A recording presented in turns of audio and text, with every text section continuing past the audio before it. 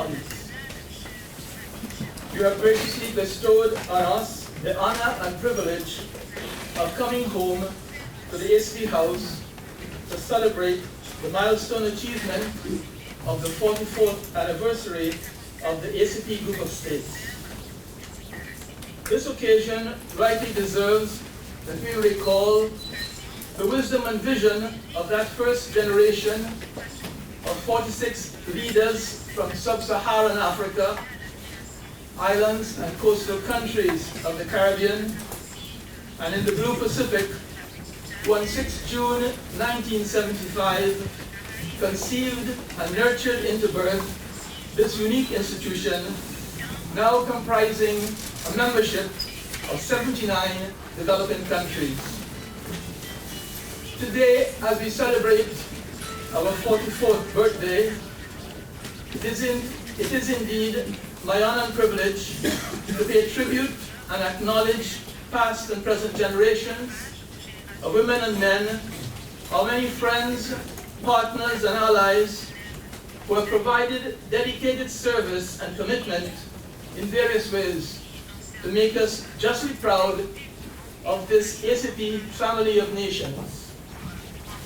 In so doing, I am cognizant that the contributions and achievements to date for the structural transformation and development of ACP economies and the advances in trade and economic cooperation to eradicate poverty are commendable, but yet many significant, although not insurmountable, challenges remain. Celebrating 44 years invites us to pause and reflect on how we can become better engaged to elevate to the next level towards the ACP we want, and thereby evolve into an effective global player, joining forces with countries north and south in the battle to end poverty in all its forms everywhere, as stated in SDG number 1. The historical legacy of the ACP-Europe partnership is illustrated in the 4 decades from the infancy of the 1975 Lomé Convention until today's widely renowned Cotonou Agreement, which is presently to be superseded by a new agreement beyond 2020, whose overarching framework is the United Nations 2030 Agenda on Sustainable Development Goals.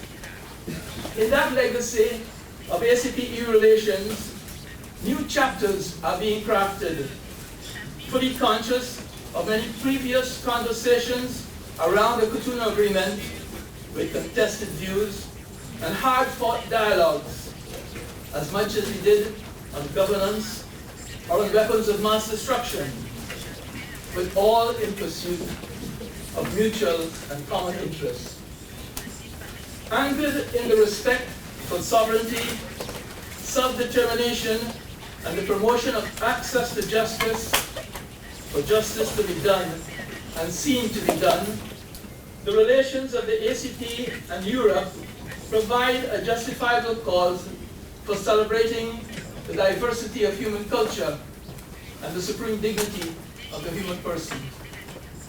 The 44 years of ACP-EU relations have evolved into a formative platform for the achievement of multilateralism, which is evident in many of our actions together. Some examples come to mind: the joint actions in climate change, the defense of a rules-based multilateral trading system of the WTO, ensuring also gender equality, and confronting trafficking in human persons as the oceans, seas, lakes, and marine resources are protected, while offering the promise of development of a sustainable blue economy. Tomorrow we celebrate Oceans Day. Looming large on a common ACP-EU agenda, these issues are global in their substance and consequences, and demands the ACP to move to the center stage of multilateralism and craft and shape new and deep relations across the global south. So it is today, with exceeding joy and great humility, the ACP's new partnerships with the republics of India and Peru will bring Asia and the Americas into closer bonds of friendship with the 79 ACP group and strengthen our South-South solidarity. Here at the ACP in this hall, we were honored to host Professor Sachin Chaturvedi, the Director-General of India's Research and Information System for Developing Countries, and the launch of his book, The Logic of Sharing, in his approach to South-South cooperation. Dear Madam Ambassador, India has been a friend of the ACP for many years, and your predecessor, His Excellency Manjeev Puri, was very instrumental in many exchanges on India's experience in South-South and Triangular cooperation. We are indeed delighted and have great joy that Your Excellency will today address our observance of ACP Day.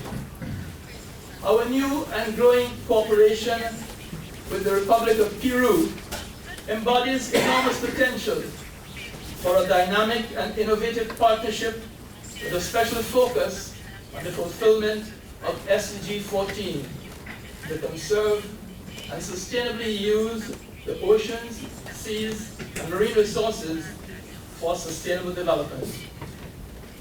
Of great appeal to the ACP's Blue Pacific states in the larger oceanic expanse of some 40 million square kilometers that fall under their stewardship will be the knowledge and advanced marine technologies that Peru will bring to our countries.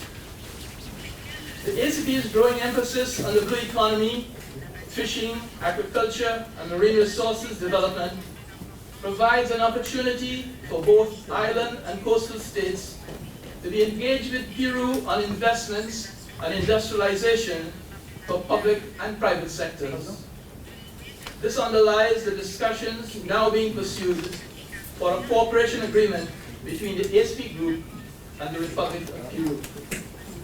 My dear Mr. Ambassador, in welcoming you to ACP House, I'm even more appreciative of the advance notice that your colleague ambassador in Equatorial Guinea has advised the ACP Secretariat of intentions to explore a joint action program with the newly established ACP Information Center on South-South and Triangular Cooperation in Malabo, Equatorial Guinea. The ACP Malabo Center expects to be operational by October this year. Excellencies, ladies and gentlemen, my dear guests and friends, our gathering marks another milestone in the history of intergovernmental unity and solidarity. And the ACP is proud, with your support, to have achieved tangible benefits for the millions of our peoples. Beyond the confines of space, geography, language, and cultural customs, the love and respect for the dignity of each human being have been indeed made the world better. We must strive together with a willingness and determination to continue to do even better in such service and dedication of humanity. Welcome home. Thank you very much.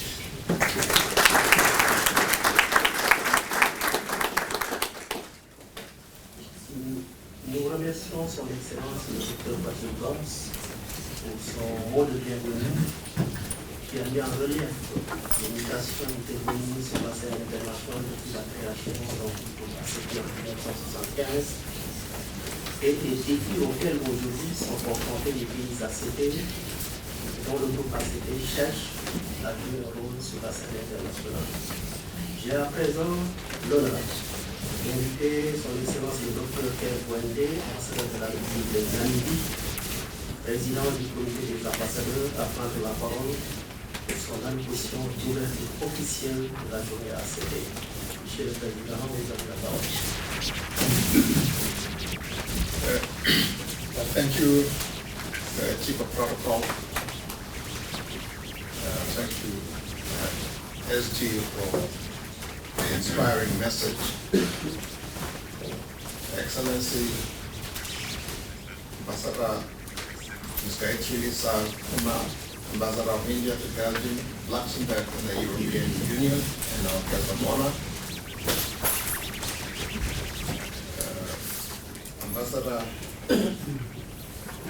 Gonzalo Gutiérrez, REINEL, Ambassador of Peru to the European Union, an old colleague of mine from our time in New York. I'm happy to have you here in the ACP House. My dear colleague, Dr. Sylla, Excellency, most representative of the European Commission,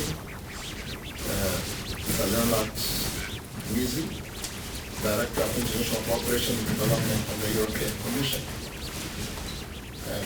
It gives me great pleasure to join you in the celebration of ACP Day for the 44th anniversary of the founding of the ACP. We are celebrating today 44 years of South-South and triangular cooperation. We have succeeded to create an emerging region of the world called ACP. It is not so much a geographic region, but an economic, political, and cultural landscape with a shared vision and well-defined objectives.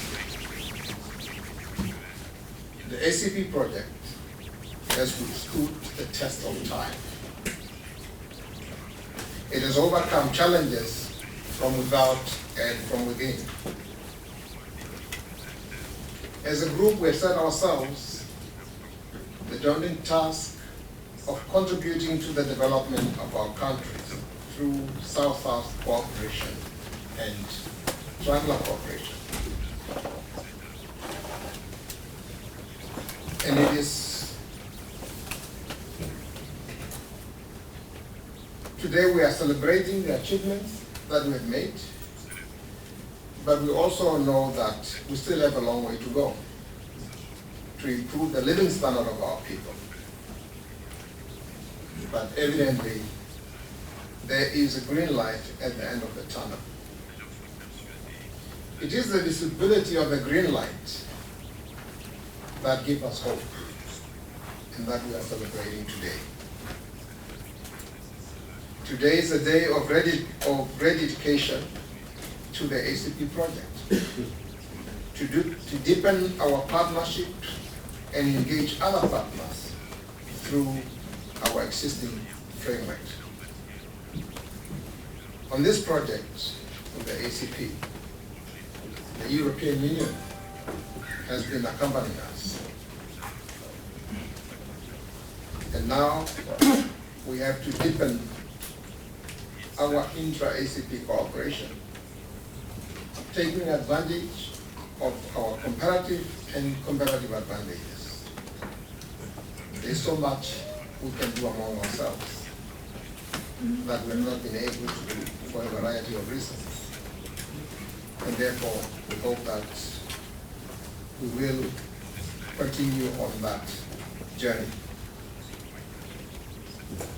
Practical solidarity to support each other in multilateral fora is an important component of our DNA.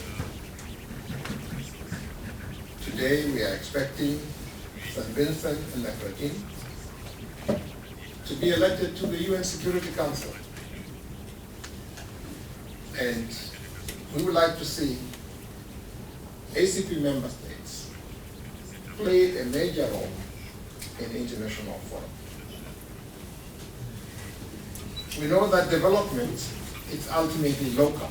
Action takes place at the local level. But the global processes have an impact on what is happening in our respective countries. And that is why the cooperation in multilateral fora is an important aspect of our cooperation. And We therefore, apart from deepening our own cooperation, we also look at deepening cooperation with other organizations, countries that have the same objectives. And I'm glad that today we are joined by the Ambassador of India and the Ambassador of Peru. And of course, those who have traveled a long way with us to come where we are, the European Union and its member states. And we are optimistic that this daunting task of transforming our economies is indeed feasible and possible. And we are in the process of negotiating a new agreement, partnership agreement with the European Union, which I believe will give practical expression to the vision that we have so amply articulated.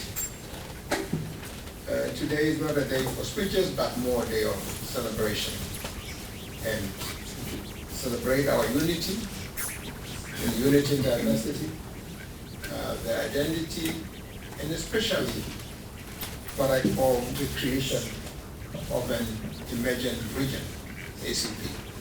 Today, when we talk about ACP, there are people who feel that they belong. That sense of belonging is important, and I think it's a first step in the right direction. With these few remarks, I would like to officially open the commemoration of the 44th anniversary of the ACP, and I thank you.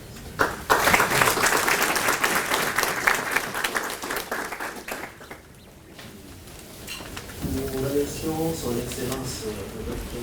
MBUENDE, président du comité des ambassadeurs ACP, pour son allocution officielle d'ouverture de la journée ACP et pour son message d'inspiration qui a mis en exergue l'unité et la solidarité au sein du groupe ACP, constitué de 79 États membres.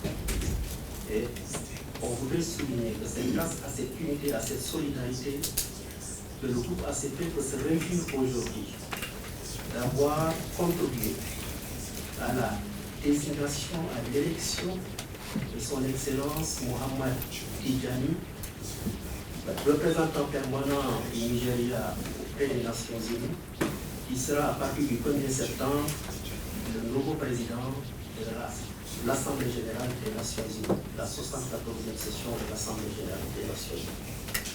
Et le secrétaire général l'a mentionné également. C'est grâce à cette unité, à cette solidarité que nous avons aujourd'hui, au sein du Conseil de sécurité, 5 représentants du groupe ACP. Donc je voudrais tous les remercier pour ces mots aimables et pour ces paroles d'inspiration. Je voudrais à présent inviter son Excellence Madame Gaitri KUMAR, ambassadeur de la République de l'Inde auprès du Royaume de Belgique, du Luxembourg et de l'Union européenne, invité d'honneur de la journée ACP à prendre la parole. Excellence, vous avez la parole. Merci beaucoup. Your Excellency, Dr. Kaire MBUENDE, Ambassador of the Republic of Namibia and Chairman of the ACP Committee of Ambassadors, Your Excellency, Ambassador of the Republic of Guinea, Your Excellency, Dr. Gomes, Secretary-General of the ACP Group of States, dear colleagues, ambassadors of ACP member states, it's indeed a great honor and a privilege for me to join you on this auspicious ACP Day, along with my colleagues from the Embassy of India, as you celebrate 44 years of ACP, of South-South and triangular cooperation. It's a great privilege to address the distinguished members of the ACP group, especially on your special day. I thank His Excellency Secretary-General Gomes and all for this generous gesture of friendship and warmth, and I assure you that we in India heartily appreciate and reciprocate your trust, your sentiments. We too are a union of 29 states, like you, a subcontinent of unity in diversity. I'm happy to also recognize Ambassador Gonzalo Gutiérrez REINEL of Peru and representatives of associate Africa-related organizations, and Mr. Leonard Mizzi of the European Commission. My colleagues and I offer you the best wishes of the people of India for the continued progress and prosperity of the people of all your nations. Excellencies, India has a long history of brotherhood and close cooperation with each of your countries. Our relations are anchored in our development partnerships in areas of your choice, in areas where you focused your attention. We are united by our diaspora linkages and profound philosophical connections between the peoples of our lands. We are proud that our brothers and sisters in Africa, in the Caribbean and the Pacific Islands view India as a reliable and responsible partner whose assistance and support neither imposes conditionalities nor does it threaten a nation's sovereignty and sovereign decision-making process. Ladies and gentlemen, in Africa, our relations have been founded on a unique solidarity nurtured over the decades since our independence. But to achieve the date of our independence, we shared a very painful but eventually successful common struggle for freedom from foreign rule. In fact, it was in South Africa that Mahatma Gandhi, the father of our nation, conceived the principles of Satyagraha, that is non-violent resistance. And he led that movement against colonial rule, against racial discrimination and oppression. And after India gained its independence in 1947, it was logical for our voice to be the leading voice in the United Nations for decolonization. India's solidarity with African nations has since always and consistently been a basic tenet of our foreign policy. The first UN resolution against apartheid in South Africa was sponsored by India. And I would like to reiterate, as Secretary-General has mentioned, that India today continues to be committed to South-South cooperation, triangular cooperation, the SDGs, and of course multilateralism and the rules-based international order. And this is what we continue to fight for, to work together with the European Commission, with the European Union, to ensure that these are preserved forever. And we are grateful for the support and solidarity that we have received from African nations in the UN and other multilateral organizations. Without the strong voice and commitment of African countries, the non-aligned movement would never have become the powerful force for international peace, cooperation and development that it has always been. We have relied on patience and wisdom, and we've offered solutions in a world that has long been vexed by polarization, injustice and inequality. So it is thus a strong sense of solidarity and mutual trust and confidence which continues to drive India-Africa cooperation to this day, enabling us to expand and enrich our cooperation bilaterally, regionally and multilaterally to our great mutual benefit. Friends, we in India strongly believe that Africa is the continent of the future. As the global economy continues to recover, even though slowly, from the global financial and economic crisis, India and Africa together may well become engines of growth for the entire world. We have both profited from mutually beneficial resource partnerships and easier access to each other's expanding markets. And that should continue. Ladies and gentlemen, with regard to the Caribbean, India attaches high value to her excellent relations with the countries of this region. we also share common values of democracy and respect for human rights. The CARICOM and India share common positions on many global issues and closely cooperate on these in multilateral fora. The large diaspora of Indian origin in your region bears testimony to our goodwill built on our age-old ties. Here too, capacity building is a major pillar of our relations. Our governments have been happy to share expertise and technology with the Caribbean countries to assist in sectors of your priority focus of your governments. The discussions between Prime Minister of India and the Chairman of CARICOM in December 2018 was a landmark. It led to the creation of a very important framework for broadening our relations in a variety of sectors. And that was when we invited the CARICOM nations to join the International Solar Alliance. And today, I'm happy to state, and it's a matter of great satisfaction for all of us, for both sides, that our cooperation spans the full range of human activity, from oceanography to IT and communications, from energy to infrastructure, trade and economic cooperation and culture. We have seen many successes and we have much to look forward to. Ladies and gentlemen, Excellencies, even though India is separated from the Pacific Island countries by oceans and continents, we are proud to have a long tradition of close friendship with you.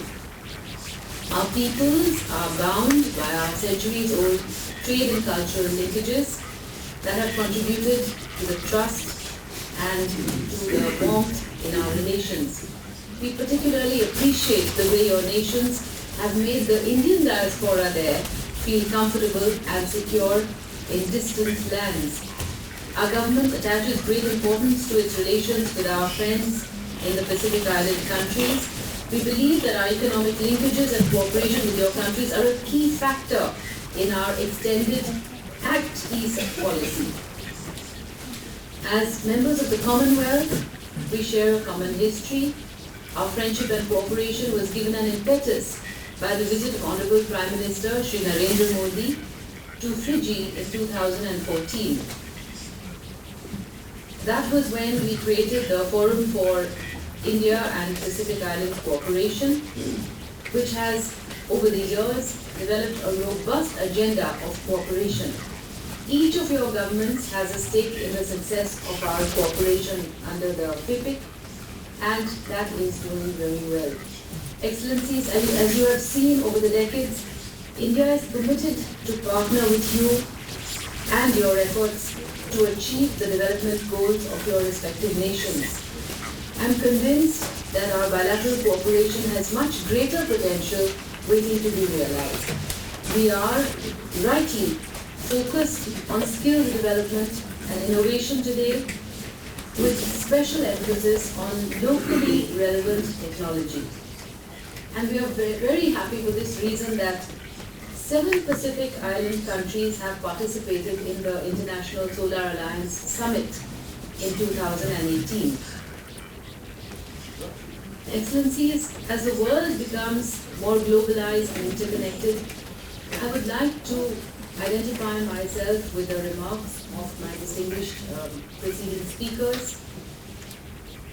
The salience of global cross-cutting issues is rising, and it is the proactive efforts of India, Africa, Caribbean, and the Pacific Island countries that could create an indispensable critical mass in the right direction.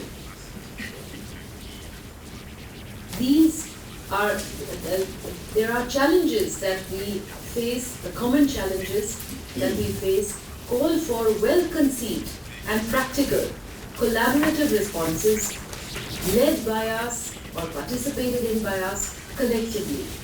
And we have, over the decades, steadily been doing exactly this, and the results are a matter of great satisfaction, so we just have to continue it. We have solar mamas, the ladies trained by our technical people, on using solar energy, and they have today been spreading the word. They brighten rural homesteads in Madagascar, Botswana, Tanzania, Fiji and Uganda.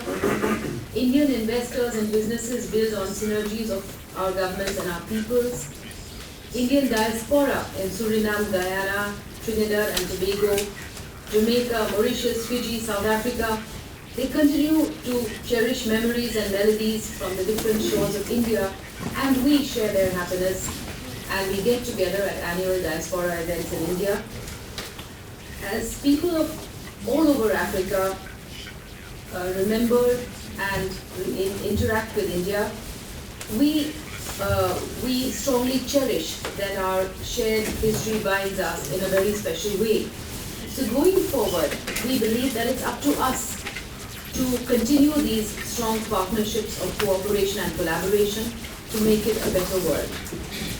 It goes without saying that in multilateral efforts and in multilateral institutions, India very seriously takes care to speak for fellow developing nations.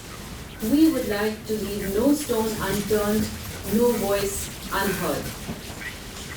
I have introduced to you my esteemed colleague, Mr. P.K. Das, Chairman of the Central Board of Customs and Direct Taxes, who heads and coordinates our enormous customs structure spread over 29 states and union territories of India. I would request him to tell you briefly about the way that we expect to work with you all on customs facilitation to eventually positively influence the trade and the movement of goods between our countries.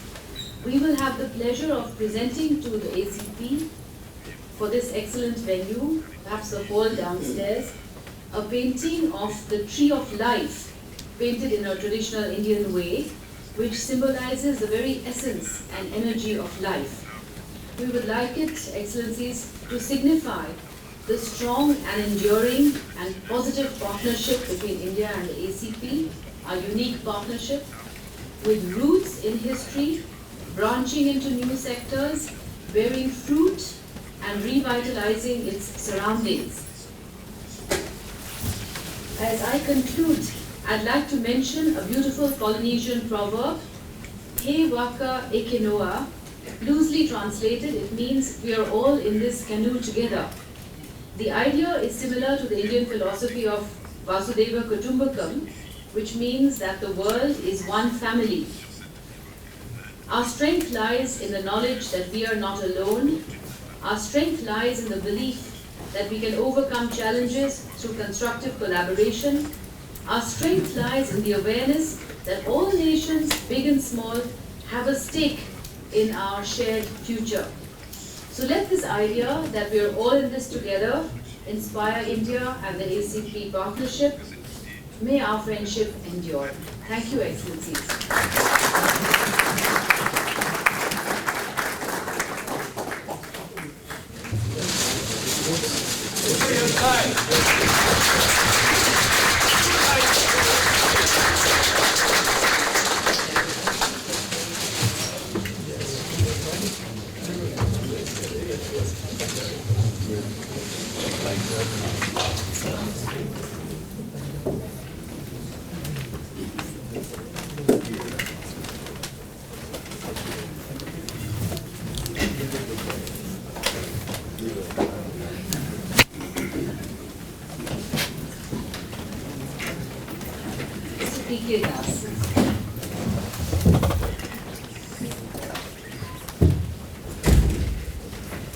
Good morning, Your Excellency, Dr. Kaire MBUENDE, Ambassador of Republic of Namibia and Chairperson of ACP Committee of Ambassadors, Your Excellency, Dr. Patrick M. Gomes, Patrick I. Gomes, Secretary-General of ACP Group of States, Excellencies, senior officials of the African, Caribbean and Pacific countries, Excellency Ms. Gaitri, ISSAR, KUMAR, Ambassador of India to Belgium, ladies and gentlemen.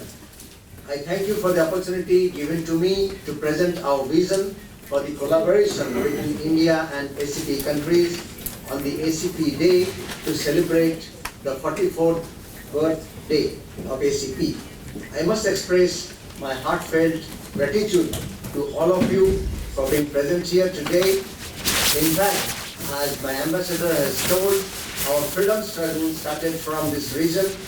This honor hence means a lot to me. I would like to thank Dr. Gomes for inviting me here and giving me an opportunity to interact with you. Excellencies, we have taken over from Mizzi the responsibility of Vice Chair of World Customs Organization of AP region. I stand before you to present our vision, priorities, and outline the path to achieve them during the next 2 years. There are large number of small island nations in Blue Pacific. Many of them are not even members of United Nations. So when I started my outline, my vision, I talked to several customs deputy director-generals and trade experts, predominantly from the ACP regions, to find out their concerns, needs, aspirations, and priorities, so that a cohesive strategy can be made for a robust South-South cooperation. What is striking in our conversations is the challenging diversity of our focus areas, our ecosystems, and available limited resources. Global customs community has immensely differing levels of infrastructure, human resources, and expectations from governments and trade. Customs, on one hand, is expected to collect revenue for the government, administer a host of trade laws, fight against illicit financial flows, drug trafficking, wildlife crimes, and other contraband smugglings, and simultaneously facilitate legitimate trade. So while there is immense diversity among us, at the same time we are connected by shared goals and common vision. Excellencies, assisting the global customs fraternity with such diversity and range of needs to become more efficient and effective would require not only vision but domain knowledge, professional experience, and execution abilities. Indian landscape is vast and varied. We manage customs cooperation at remote land borders at some of the largest container ports and airports, which can truly compete with the best of the world in modern processes and latest technology. We have also adopted innovative steps to make sure the fruits of modern procedures and technology reaches most inaccessible points with strengthened enforcement and facilitation. This is where we find that Indian experience has echo in many of the countries in the region. We believe in the spirit of inclusivity and development of all and multilateralism. The way we developed and implemented our goods and services tax in India, implementing throughout India, and taking a large number of provincial states and unanimously having all the decisions in the last 2 years, and having a better compliance level and better facilitation level simultaneously is a testimony to our process of approach and process of development. And the jump that India has taken this year in doing business, report of the World Bank, more particularly in the trading across borders, by 66 positions, the highest by any country last year, is but a small testimony to our efforts on facilitation. And this is what we want to showcase in the world. We want to showcase among our friends in the ACP region how we have been doing it, and we have been continuing it. So international cooperation is very important to Indian customs. We are landlocked neighbors, small island economies around us. So we have deepened and widened cooperation with all our neighbors and trade partners. So how do we build the entire process? The overarching vision is to assist customs administration to transform. That the chairman has rightly pointed out. How do we transform the entire process is the key area. So first area is the innovations and technologies, whether it is blockchain, whether it is artificial intelligence, whether it is data analytics, deep learning, machine learning. to support the decision-making process of the customer fraternity at all levels, including our ACP partners. Excellencies, we should be prioritizing these areas to realize our guiding goal, how to quicken the transformation and in the world over, and how exactly we do to transform ourselves from revenue collectors and border regulators to a facilitator and enablers of growth. Because growth is what the citizens want from all of us. So therefore, world over, the demand is how to make it enabled, the stakeholders are enabled, the customer administration is made more trade friendly, and how do we do it is the challenge. So we strive to sharpen enforcement, heighten facilitation, action automation, widen interoperability of different systems that stakeholders use, and different partnership. That is the way forward. That's what Indian Customs has taken up. So we want to use these mechanisms to serve your needs. The tools and instruments of World Customs Organizations can be tailored because no size fits all. So that is where we feel it is important that all of us can sit together, find a customized solution to our problems in the region, problems in the individual countries, and that is the way forward. So I will be constantly looking forward to your guidance, your support, your feedback, and that is way we can march together in the path of development. So I shall be available for discussions. I look forward to this indulgence for giving me this opportunity to present this vision for a better world for all of us. Thank you.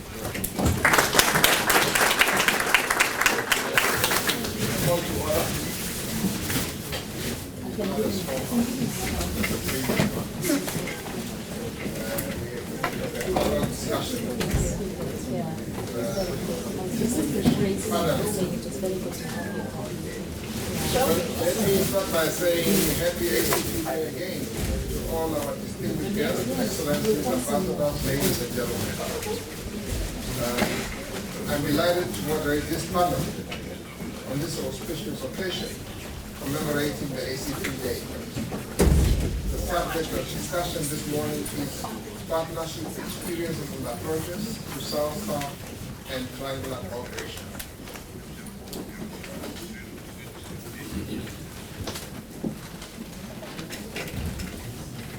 We have our distinguished panelists.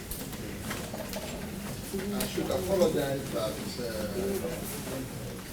on the program you see Minister Peter, who is not here.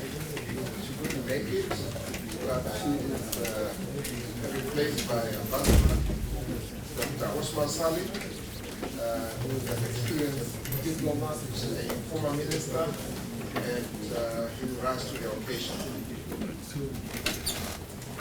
And I think that we will speak in that order.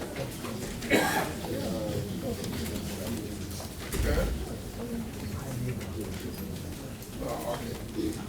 Well, don't mind if my colleague overruled me. Start now the other way around.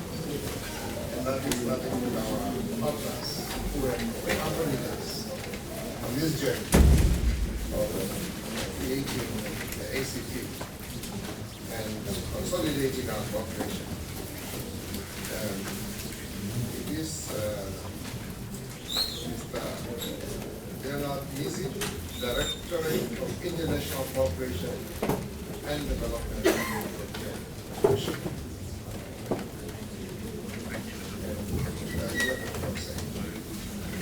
Good morning and thank you, Excellencies, Ambassadors, ladies and gentlemen.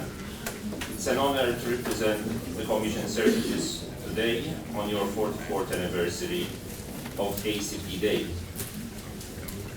When we discuss triangular cooperation and South-South cooperation, we as European Union want to be at the forefront of this support. And we are proving and determined to use all the necessary tools to support Agenda 2030, taking into account the principle of leaving no one behind. Solutions to today's problems and challenges have to come from all corners of the world, and not just a few countries or regions. EU engagement in trilateral cooperation is catered for in the 2017 European Consensus on Development. Triangular cooperation has the following potential. On the one hand, it mobilizes knowledge and experience to achieve SDGs, and on the other, it mobilizes additional funds and resources in favor of eradicating poverty. For example, by taking advantage of funds from emerging donors or by supporting them to raise their best practices. Triangular cooperation favors exchange of knowledge, not only South-South, but also North-South and South-North. Countries in similar development pathways can participate and innovate further through the consolidation of networks of experiences and knowledge that offer tailor-made responses to concrete realities of development.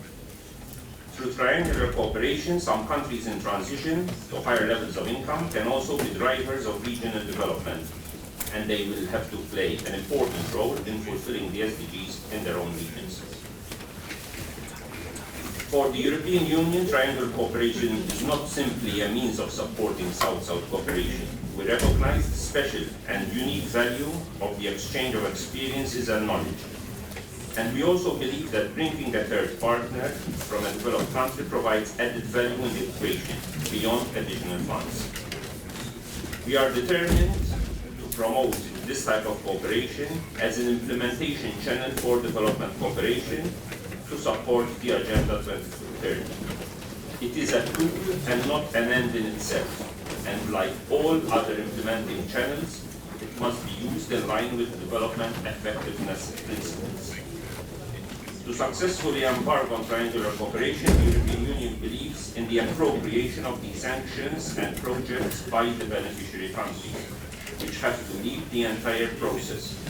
The beneficiaries' needs and challenges must be the starting point. And we are also aware of two challenges and the importance to mitigate them. First, ownership.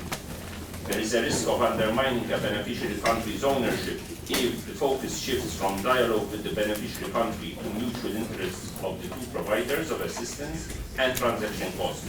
Triangular cooperation is complex by definition, and hence transaction costs could be high for bringing together various partners with different institutional interests and administrative requirements, requiring longer and more complex negotiations and procedures. I'll give some examples of some recent successful triangular cooperation, starting with, in 2015, we launched the Triangular Cooperation Facility in Latin America and the Caribbean, what is known as the Adelante program. The added value of this program goes far beyond the financing of 8 projects with an EU contribution of more than 10 million euros. Through the implementation of these initiatives, it appears that triangular cooperation in the region contributed to the transfer at regional level, the application of policies that have been effective for some countries, has facilitated regional exchanges for the search of shared solutions to problems of development and social exclusion, and has enabled renewed partnerships with many middle-income countries that were recipients and now suppliers. We also have Eurosocial, which has addressed issues related to triangular cooperation in an effective way, contributing to changes in public policy that advance social cohesion through peer-to-peer learning and exchanging experiences between equivalent institutions in Latin America and Europe and amongst Latin American countries. The PALOP and Timor-Leste programs promote triangular cooperation between Portuguese-speaking countries from 4 different continents. A very successful example is the recent Pro-PALOP Timor-Leste side project, which improves public finance management by steering supreme audit institutions, parliament, civil society, and media through peer-to-peer learning and exchanges amongst public institutions. The shared history, converging interests, common language of various stakeholders combined with strong local ownership all contributed to this success. And in Asia, the regional EU-ASEAN dialogue instrument has been a platform for policy dialogue and experience, sharing between officials and experts of ASEAN and the EU across a wide spectrum of policy dialogues. A larger new successor program, the Enhanced Regional EU-ASEAN Dialogue Instrument, was launched at the end of 2017 to reinforce already established dialogues and to support new policy dialogues plus bilateral and tailor-made technical cooperation instruments. In terms of next steps, and also in the context of the post-BAPA 40, which took place in Argentina a few weeks ago, I would identify 3 priority areas. First of all, it would be good to map out what we can do together under trilateral cooperation, for example, in areas of agriculture and food safety. Today, for example, is World Food Safety Day. Ambassador Gomes mentioned World Oceans Day tomorrow. What can we do together under sustainable fisheries and ocean biodiversity, under urban planning and management, education, science and technology?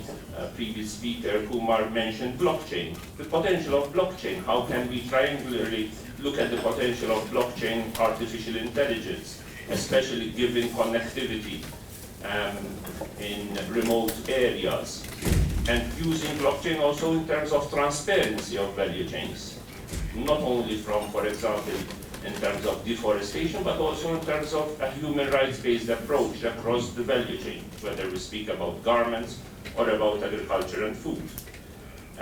We also spoke about climate change and renewables, and maybe have a bit of a plan of action in terms of activities and events. We have, for example, the Climate Summit on the 23rd of September, and also CBD next year. Secondly, we should also involve, where applicable, CSOs, private sector, philanthropies, subnational actors, academia, and members of parliament, and unleash the full potential of networks. For example, I recall an area on illicit phytosanitary products, for example, where there was a joint parliamentary committee between the EU and the ACP on illicit phytosanitary products last year, and it's important to also communicate what we are doing together and in trilateral cooperation how we are addressing this issue for the benefit of farming communities and rural communities.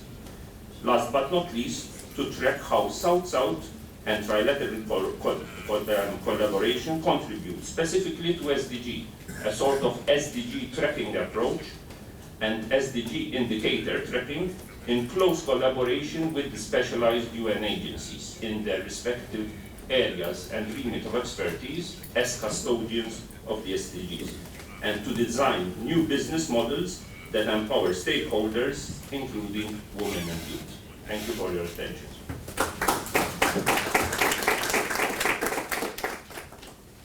Thank you very much, Mr. Mizzi. Now our next speaker is His Excellency Gonzalo Gutiérrez, REINEL, Ambassador of the Republic of Peru. Thank you very much. His Excellency Mr. Patrick Gomes, Secretary-General of the African, Caribbean, and Pacific Group of States, His Excellency Dr. Kaire MBUENDE, Ambassador of the Republic of Namibia, Belgium, European Union, and Chairman of the ACP Committee of Ambassadors, and as he mentioned, a very dear friend and colleague from New York. Her Excellency Gaitri KUMAR, Ambassador of India to Belgium, Luxembourg, and the European Union. His Excellency Ambassador Sylla, Ambassador of Guinea. Mr. Leonard, Mizzi, Director from the International Cooperation and Development Directorate of the European Commission.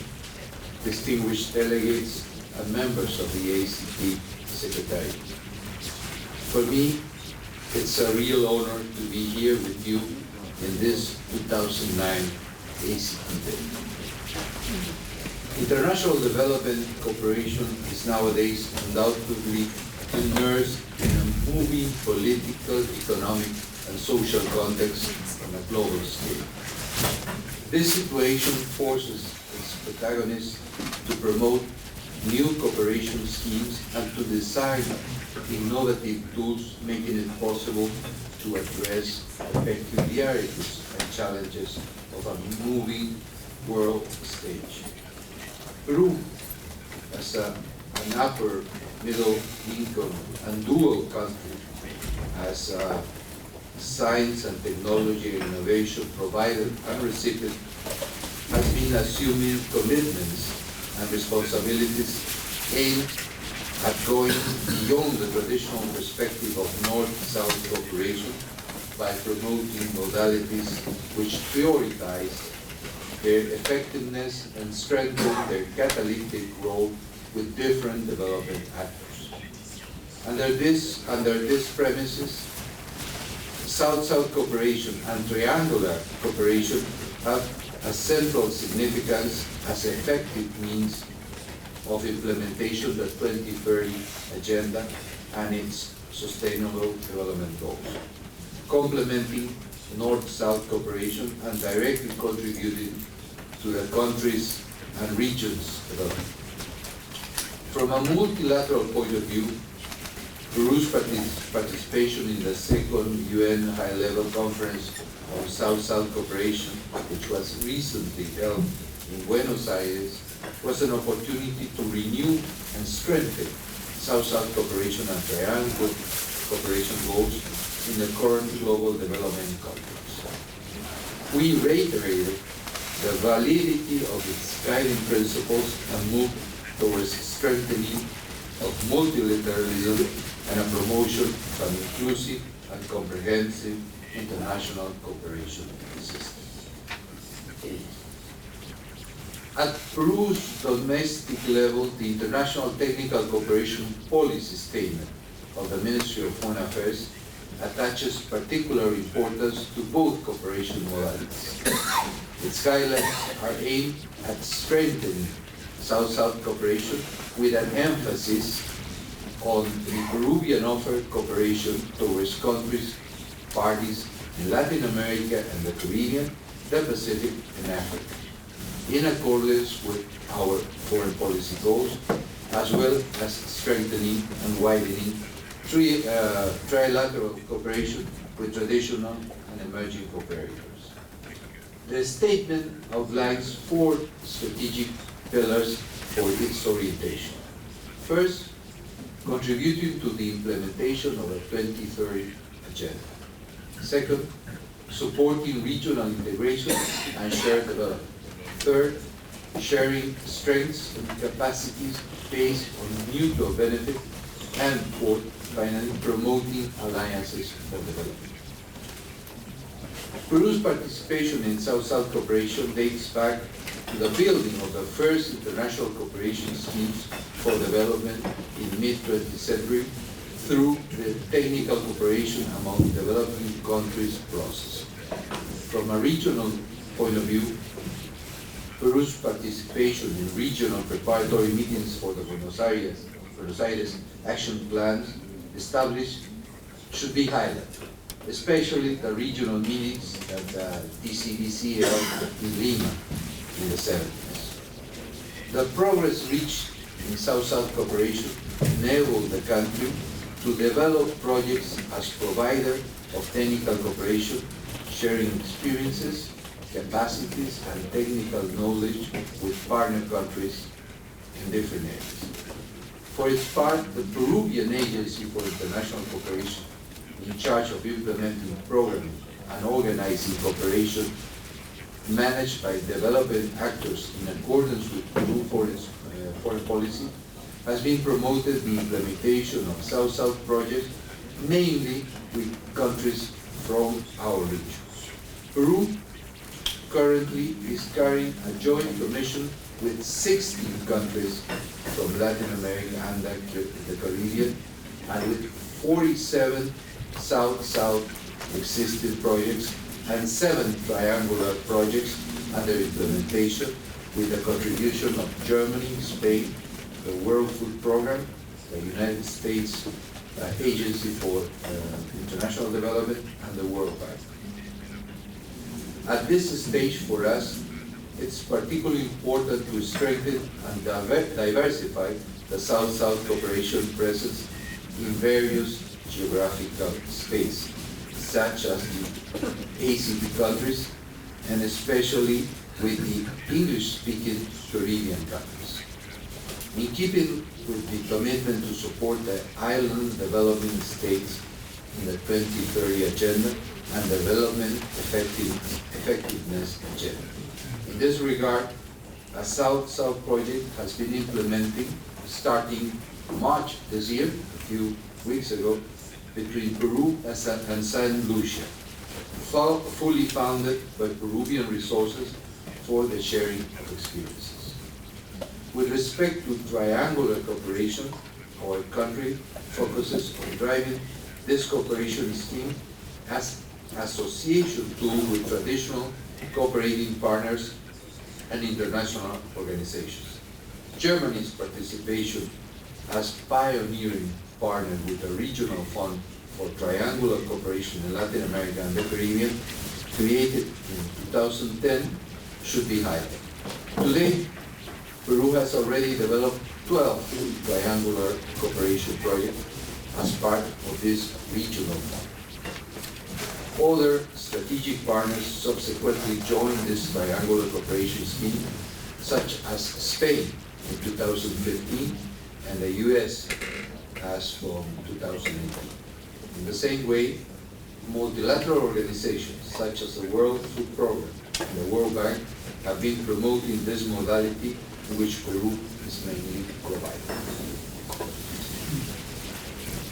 In a complementary way, it should be emphasized that Peru took part in platforms with multiple actors for the triangular exchange and promotion, such as the Global Partnership Initiative on Effective Triangular Cooperation of the Global Partnership for Effective Development Cooperation, which includes voluntary guidelines for the strengthening of triangular cooperation effectiveness as need or implementation of the 2030 Agenda. These activities show Peru's commitment to play a proactive role in building agreements with which reaffirm and raise the hierarchy, scope, quality, and impact of South-South cooperation and triangular cooperation in the area of development. In hand with our partners, in accordance with our dual condition, and that should be stressed, our condition as provider and recipient as well of development cooperation. In accordance with the what I just mentioned, it should be stressed that Peru showed an important interest for the promotion of cooperation within ACP countries through the approval of a basic technical cooperation agreement.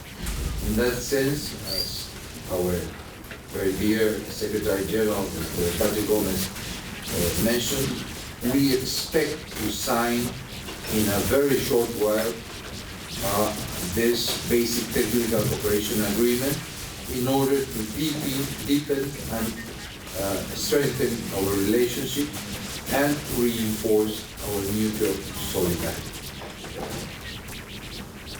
Then maybe in that way we should be adding a symbolic flower to the beautiful tree of life which was offered by our dear colleagues of India. We expect that in the future we may address directly very concrete projects that we may develop with the ACP countries. We think that there's a wide possibility of strengthening our relationship and our cooperation. And this is a commitment that Peru is clearly stating here and for many years before, that we feel that the cooperation that we receive should be returned to our brothers in the ACP countries. Thank you very much.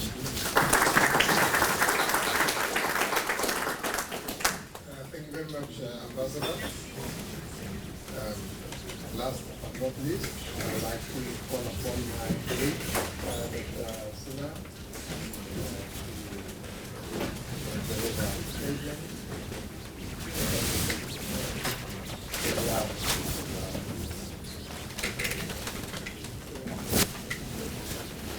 Mr. President, thank you very much. Allow me to speak in French, so you can change a little.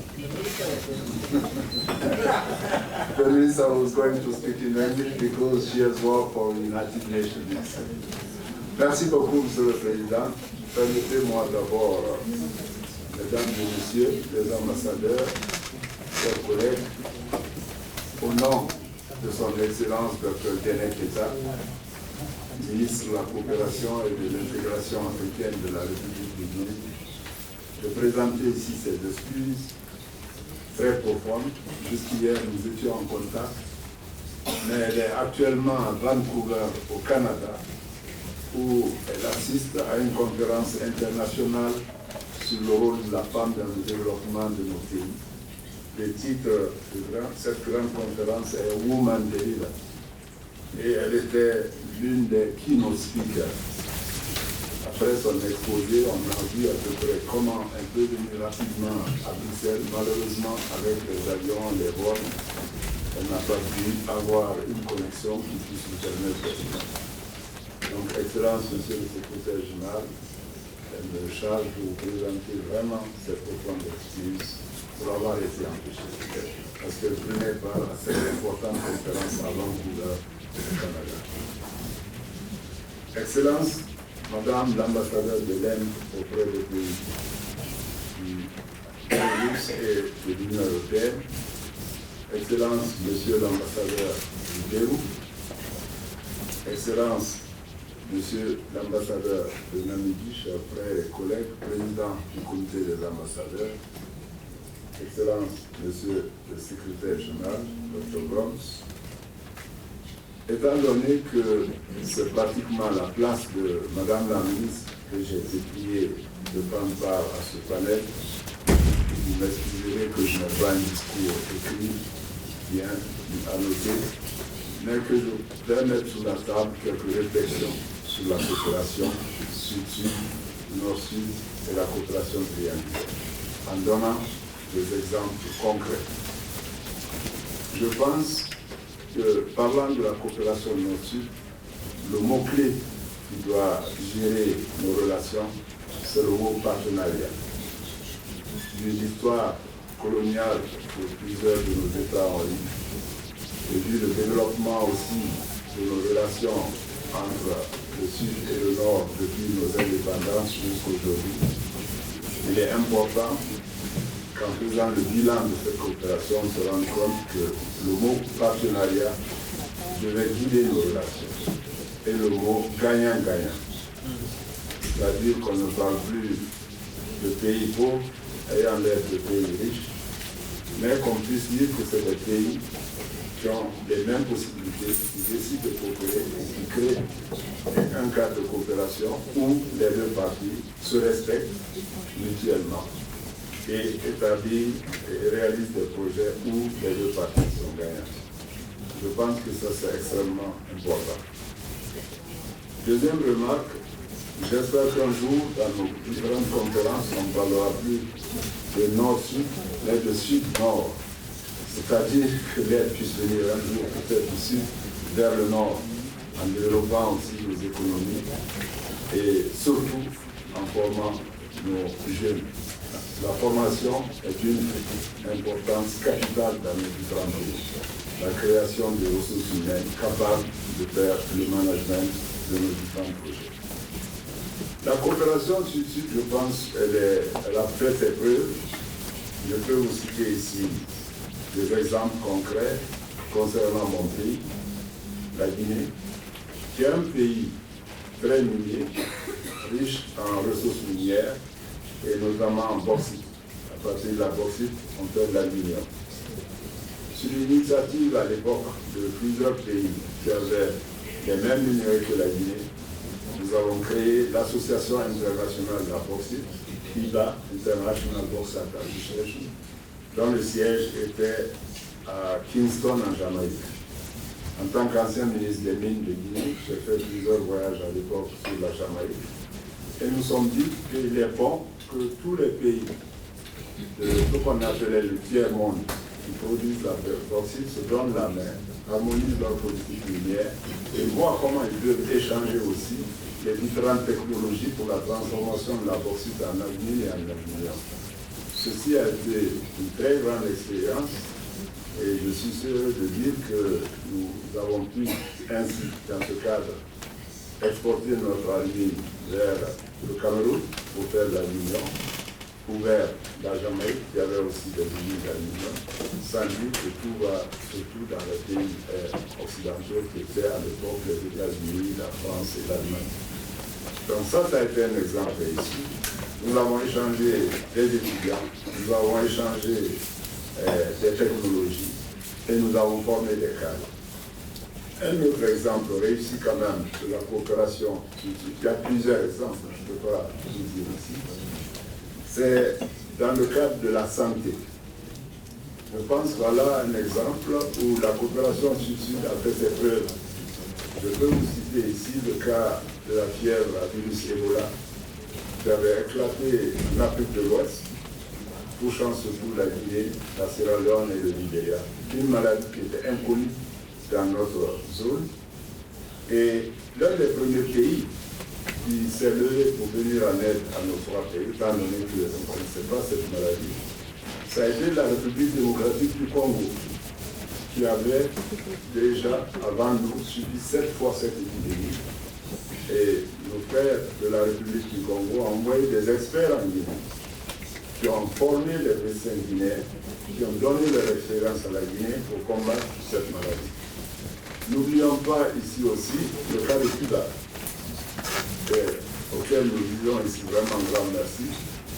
Dès que l'Ebola a éclaté en Afrique de l'Ouest, c'est l'un des premiers pays qui a envoyé plus d'une centaine de médecins et d'infirmiers, malgré les dangers qui étaient là, dans nos trois pays, pour aider à combattre la maladie Ebola.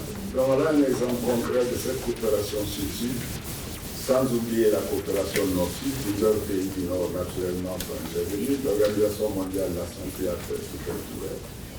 Où nous pouvons dire que voilà, dans le secteur de la santé aussi, si nous échangeons nos expériences des 79 pays ACP, nous sommes sûrs que ces échanges vont être fructueux et peuvent nous aider à résoudre ces différents problèmes. Actuellement, nous retournons l'ascenseur au Congo. Comme vous l'avez appris, l'Ebola a éclaté de nouveau en République démocratique du Congo. Et cette fois-ci, c'est la Guinée qui a envoyé une équipe au Congo. Actuellement, il y a plus d'une dizaine de médecins guinéens au Congo qui essaient, surtout dans l'Est de la République démocratique du Congo, d'aider nos frères congolais, avec l'aide de l'OMS, à combattre cette épidémie.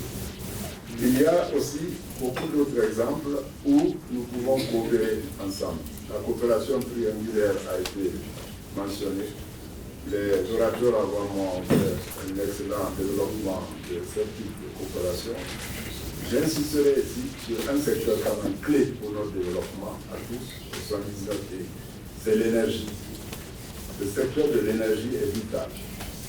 Et il est là aussi important que nous puissions voir avec nos partenaires du Nord qu'est-ce que nous pouvons faire dans le cadre de la coopération triangulaire pour développer les projets énergétiques dans nos différents pays et arriver à résoudre le problème d'approvisionnement de nos populations en énergie électrique, ce qui fait défaut actuellement dans la plupart de nos pays. Et c'est dans ce cadre que l'Union africaine a pris une initiative qui a été saluée à travers le monde.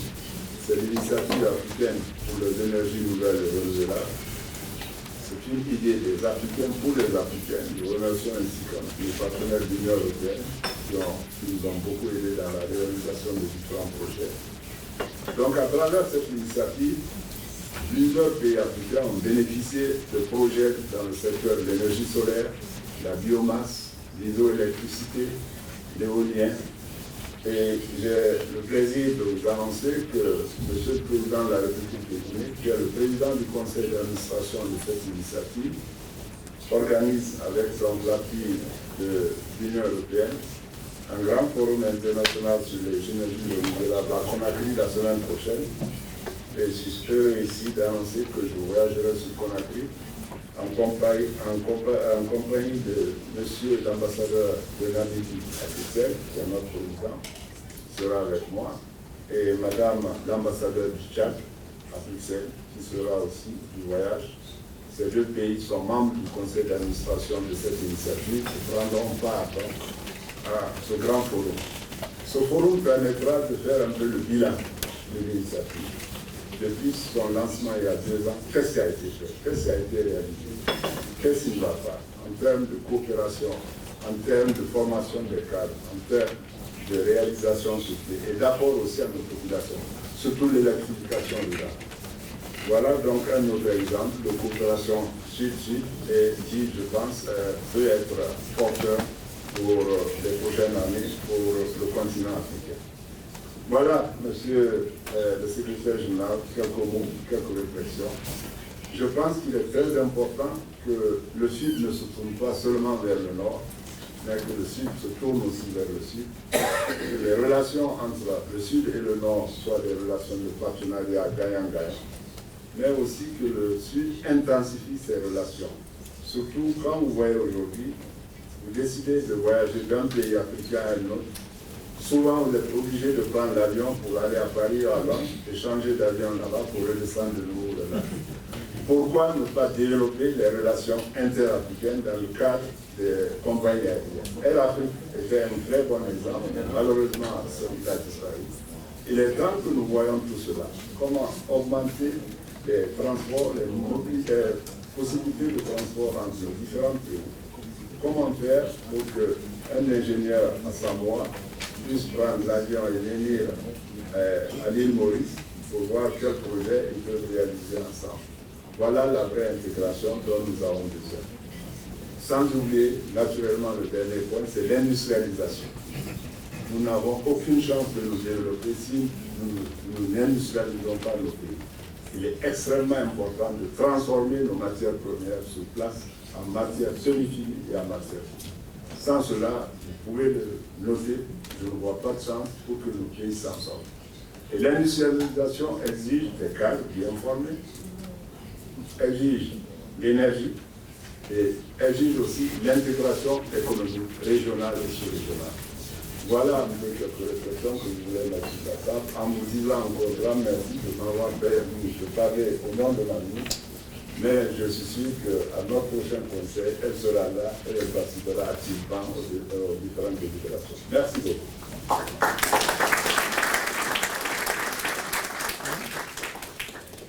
Thank you very much, Excellency, for justice to the subject.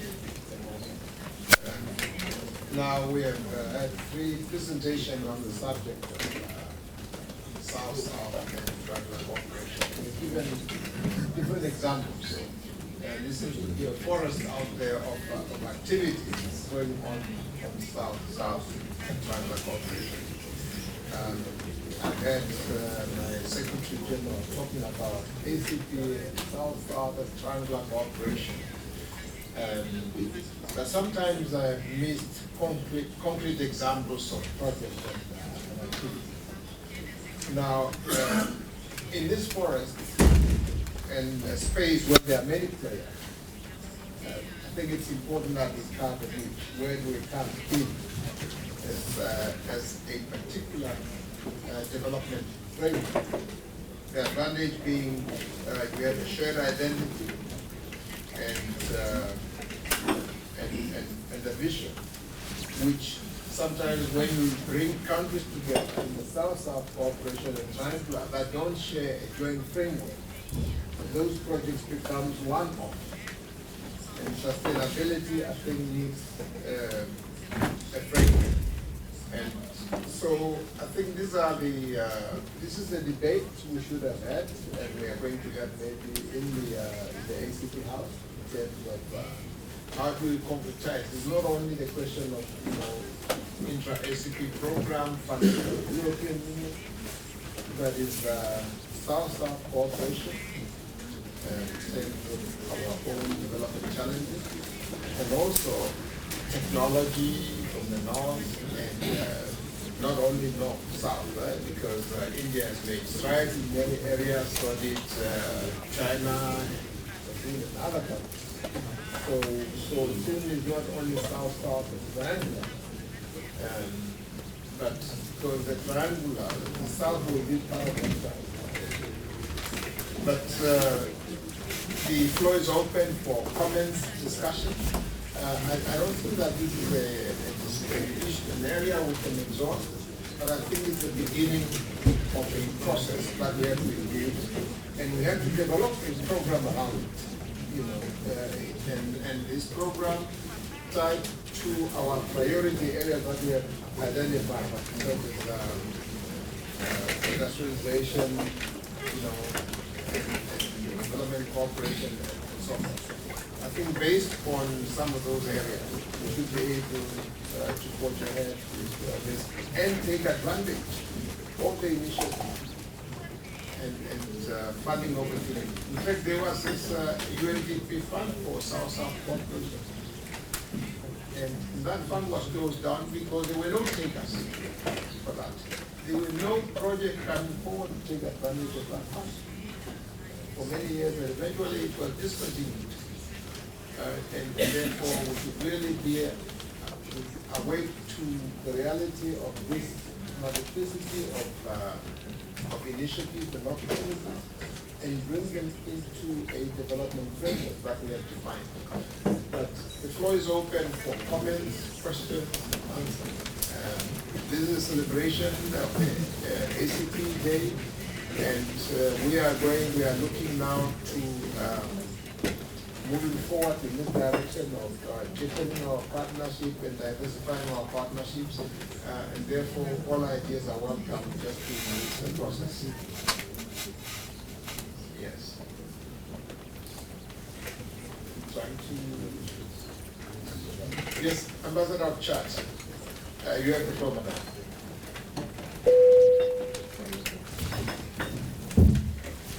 Thank you very much, Mr. Chair, but I speak in French, I'm sorry.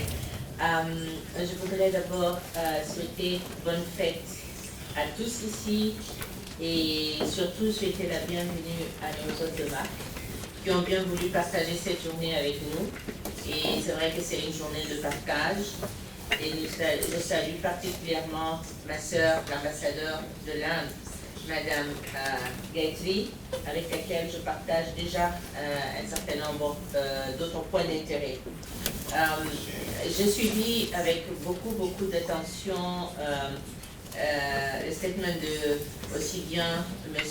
KUMAR que notre collègue ambassadeur de Pérou. Et je me réjouis déjà parce que je vois qu'il y a un certain nombre d'initiatives qui concourent et qui convergent avec les préoccupations de l'ACP, et surtout que nous avons depuis quelques mois un bureau au niveau de Guinée équatoriale, donc à Malabo, qui s'occupe de ces questions justement de coopération sud-sud et triangulaire. C'est peut-être le lieu d'inviter nos amis à se rapprocher un peu de cette institution et de nous donner vraiment un coup de main fort de l'expérience qui existe déjà. Et j'ai vu que le Pérou, à cause de l'expérience de la sous-région, nous tend pratiquement la main pour nous dire, voilà, des choses qui se font et que nous pourrons les partager. Donc je me dis que c'est vraiment la journée des nôtres bébés qui se trouvent donc à Malabo, et que peut-être à partir de cette discussion et à partir de cette date, nous pourrons, avec le secrétariat général, établir une espèce de feuille de route qui nous permette d'aller directement aux choses essentielles, et que nous pourrions déjà constituer quelque chose à partir de cette rencontre d'aujourd'hui. Ce n'est pas seulement une petite fête, mais c'est aussi une fête pour construire et pour avancer ensemble. Je vous remercie.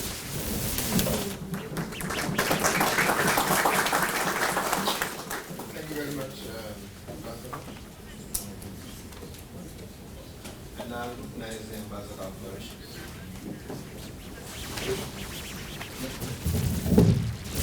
No?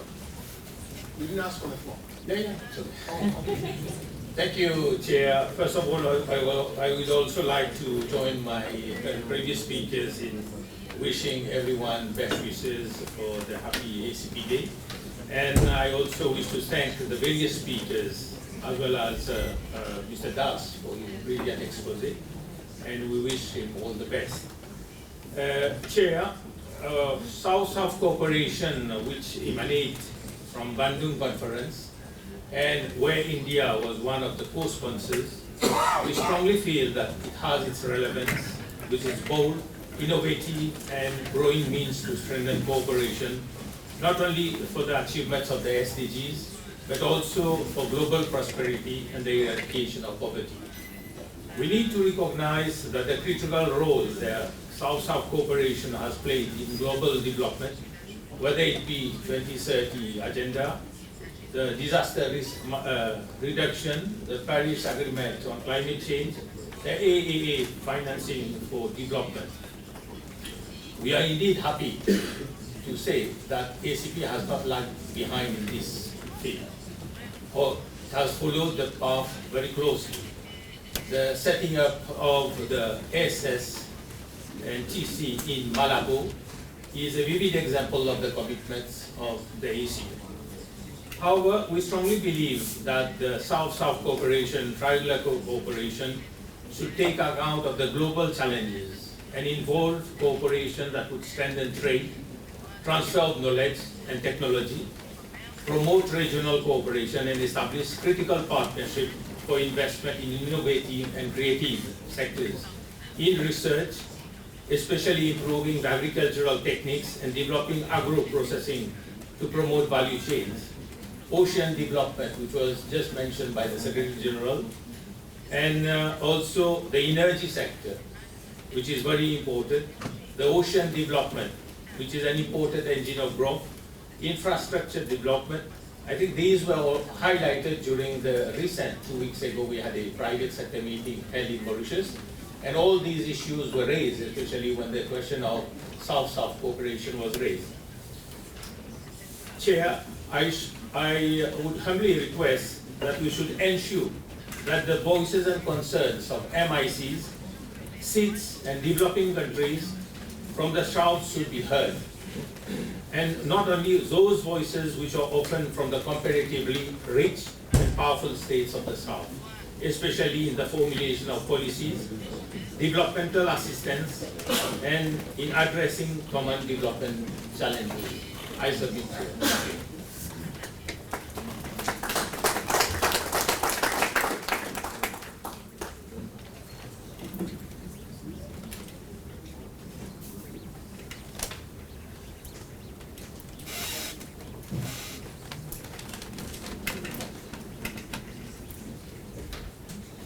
Yes, I recognize the Central African.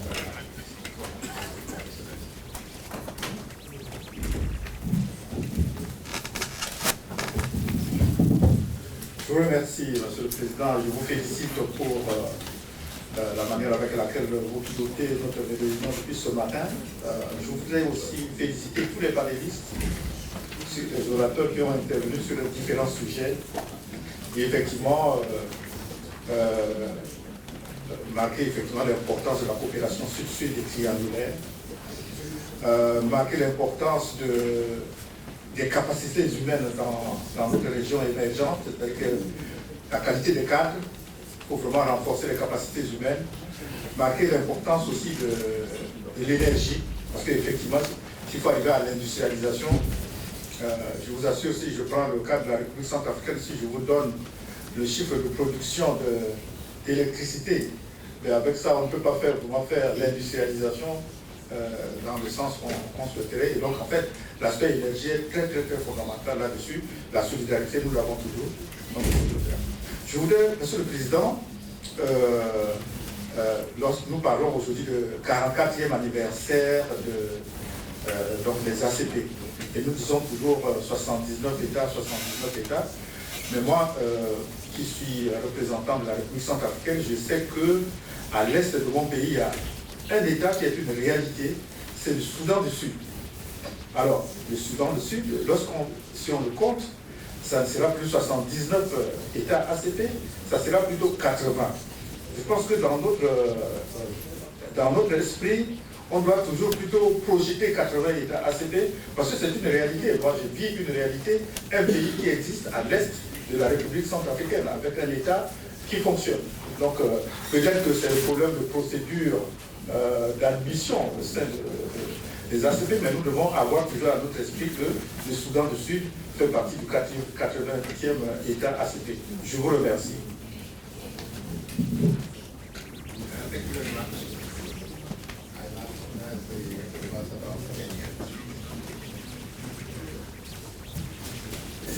Thank you very much, Mr. President, for giving me an opportunity to speak on this special day, ACP Day. Mr. President, as you expect, it's a moment for us to reflect on the journey that we have taken so far as ACP group of states. And before I comment or raise an issue, I want to congratulate all the speakers for their excellent presentations. Mr. President, listening to the Ambassador of Peru, they mentioned a few things which to me are quite pertinent, that we need to ask ourselves to what extent have we been able to achieve. For example, we talked about the need to have alliances for development. And that's very important. We talked about sharing experiences and technical capacities. But the biggest question we should ask ourselves, and I'm wanting to answer that question of sharing, is experience. Is what extent have we done this? Yes, we have a group of states. Keep on talking about regional integration. Again, what extent have we done? Mr. President, I was really surprised what you said, talked about. We began to some cooperation where money was made available, but the fund had to be closed because there was no uptake. Nobody was willing to grab the money. So what is wrong with us? Sometimes we should be able to be brutally honest about ourselves. Where is the weakness here? I've also listened very carefully to the Ambassador of Guinea. Thank you, my brother, for emphasizing about the experiences that you have had as a country and globally. Those are nice things, yes. Can you share with us the challenges that you have experienced in ensuring these partnerships work? Because it cannot be a bed of roses. Maybe we can hear even from others, so that we can reach our experiences and improve upon that which you have not done today. Thank you.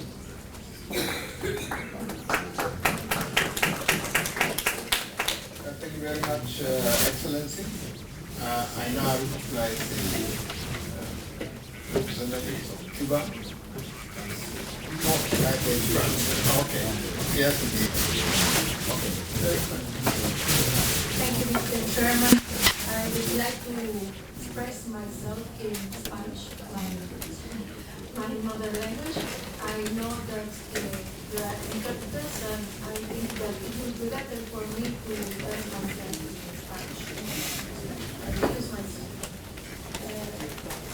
Primero que todo, señor presidente, quisiera felicitar a todos los colegas que están aquí por el día de ACP. Hoy se cumplen 44 años de haber creado esta organización y mi delegación de la se siente contenta por haber podido compartir con todos nuestros hermanos aquí dentro de esta organización los años que llevamos militando o siendo miembros en la membresía, dentro de la membresía de esta organización. Igualmente, quisiera agradecer a los organizadores de este evento por haber dedicado esta jornada a un tema tan importante para nuestra organización. ¿Quién pienso que no solo para nuestra organización, sino para todos aquellos países que hoy también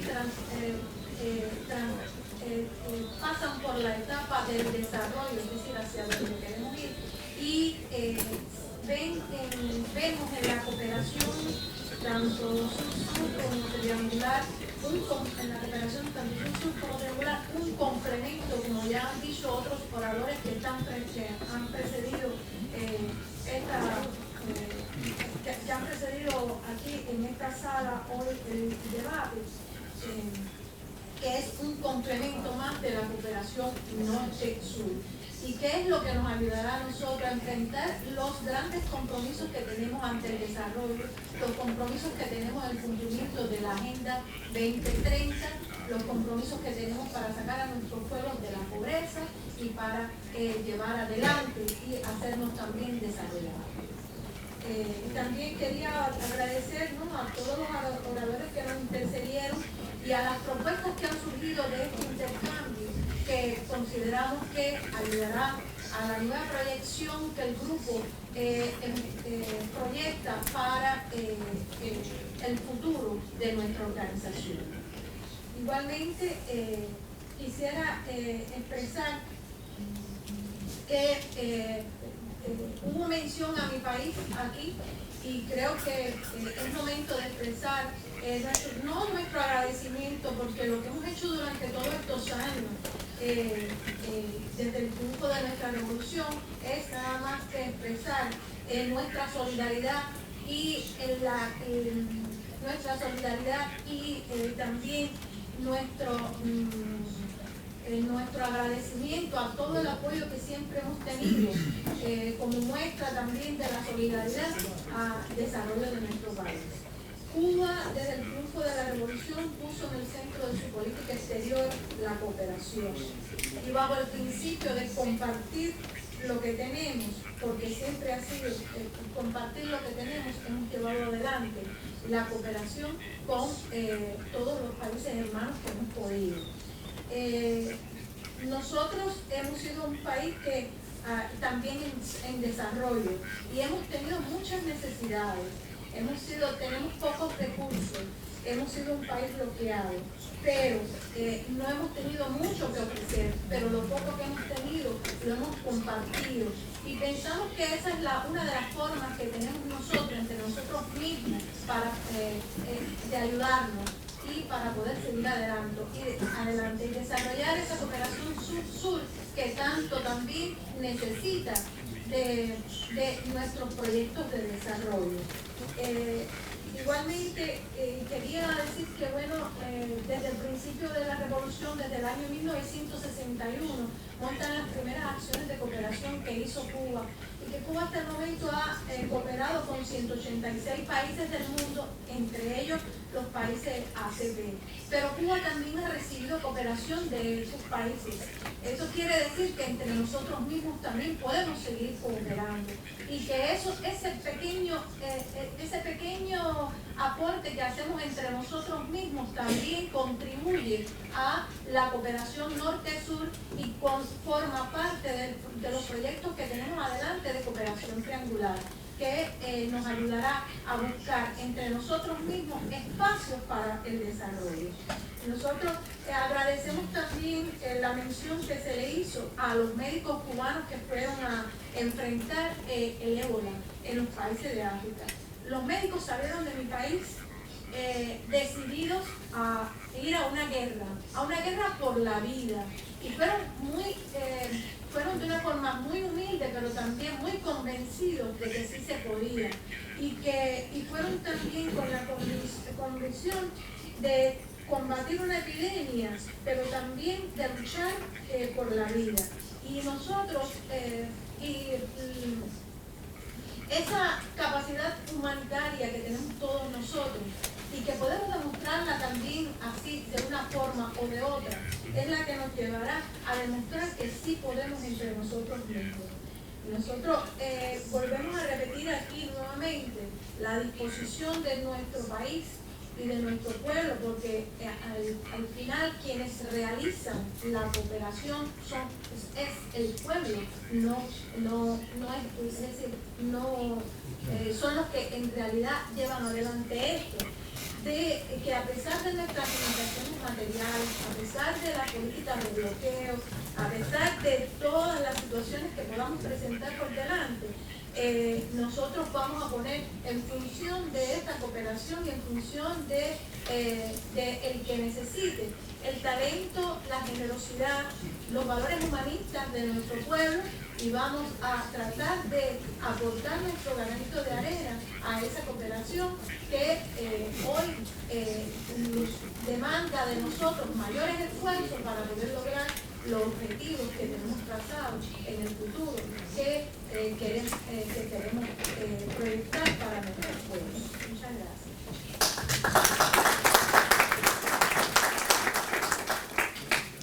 Thank you.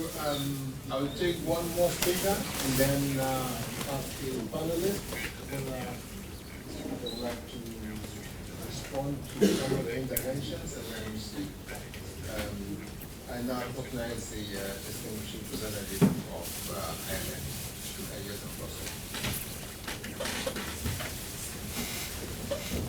Ambassador MBUENDE and Secretary-General Gomes, first of all, I'd like to say it's an absolute honor to be here today to celebrate the ACP Days with you, the 44th anniversary indeed. My name is Ian Devine. I am the Councillor for ACP Affairs at the Permanent Representation of Ireland in Brussels. When we were reflecting indeed on the 44th anniversary of ACP Days, it resonated very much with something that's part of our own national discourse, and that is indeed that it is for us this year 46 years since we joined the European Union, and this remains very much part of our public discourse as it has had such transformative and positive effect both on our national economic and social development, but also through providing a route to our cooperation with you through platforms such as the ACP Partnership and Covenant Agreement, which are deeply valued by us. Indeed, as a small country, we understand the value of multilateral forums such as this, to be voiced to and amplify our messages and values through cooperation and partnership with our international partners and fellow member states. And indeed, as has been raised by many, commitment to multilateralism and rules-based order is at the heart of our national foreign policy and indeed that of the European Union, and is central to our engagement, of course, at the United Nations level, which we raised up on these issues today as well. There have been so many points of departure which I can pick up on and agree with, that and we can speak forever, but perhaps just to respond or flag a couple of points which resonate in particular with where we stand from an Irish and a national perspective. And we, of course, we are proud to be associated with the overall EU actions as per the 80% Ireland in recent weeks has in fact launched a new international development policy called the Better World.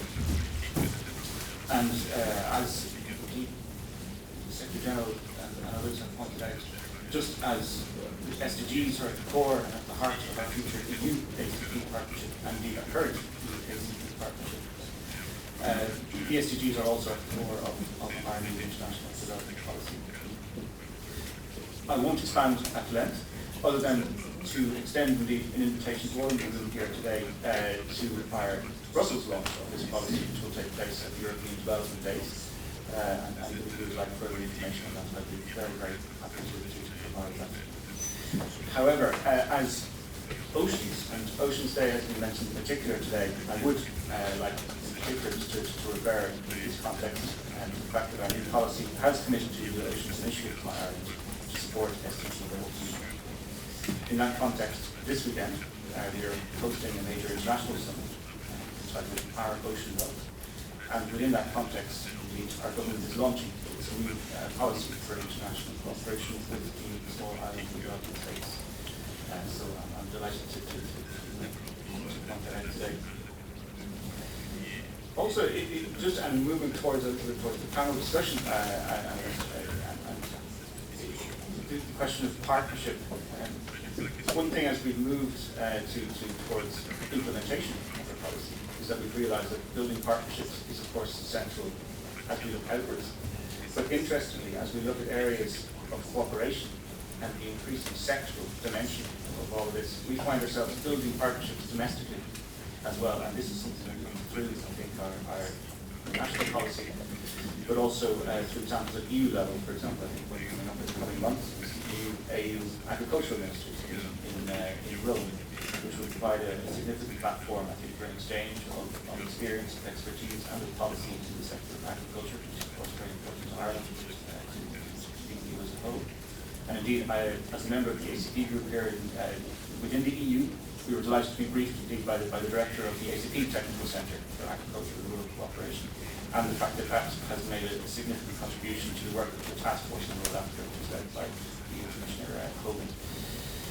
And I think just finally closing that as well, looking towards our own policy, and I think slightly resonating with the very interesting presentation by Mr. KUMAR, is within the context of our strategy, one of the specific examples or actions or area that is highlighted to be a whole of government initiative to support tax mobilization and collection. And this is a collaboration between the Department of Finance, our Revenue Commission, and the Department of Foreign Trade, with a view to contributing to our capacity to share our experience of generating domestic sources of finance with our international partners. So I think again it's a sign that multi-sectoral and partnerships across all sectors. Again, I would like to express my sincere thanks for the invitation today and the presentation forward.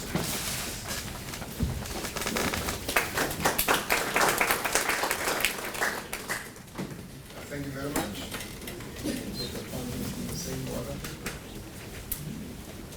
Thank you, and thank you for the comments and questions.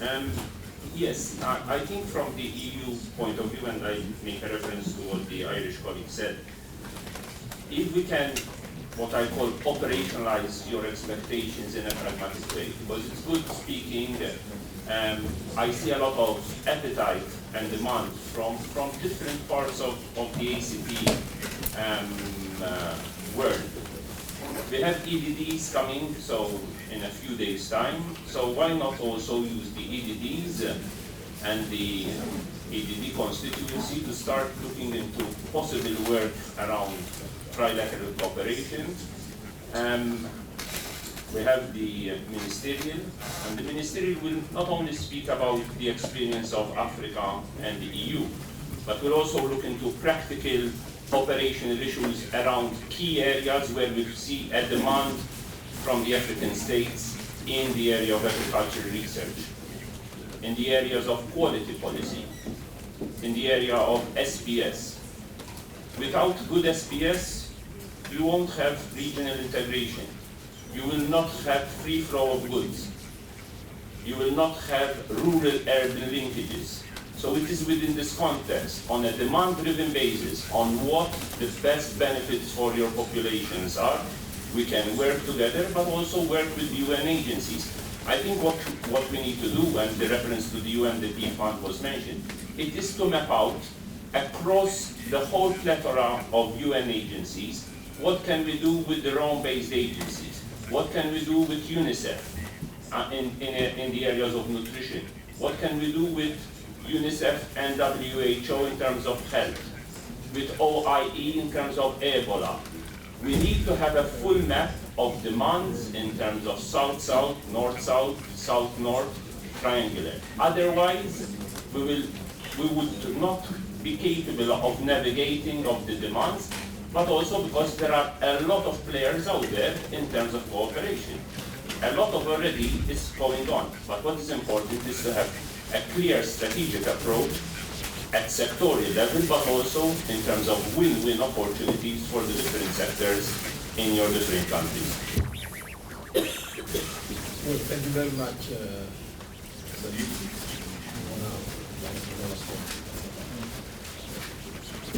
Thank you, Ambassador. I think we have heard a lot of concepts around the principles of South-South triangular cooperation, and mostly I feel that we are in agreement. We are walking in the same path, but also it's important, as I think my colleague from Kenya mentioned, that we have to go even deeper in the opportunities that may exist.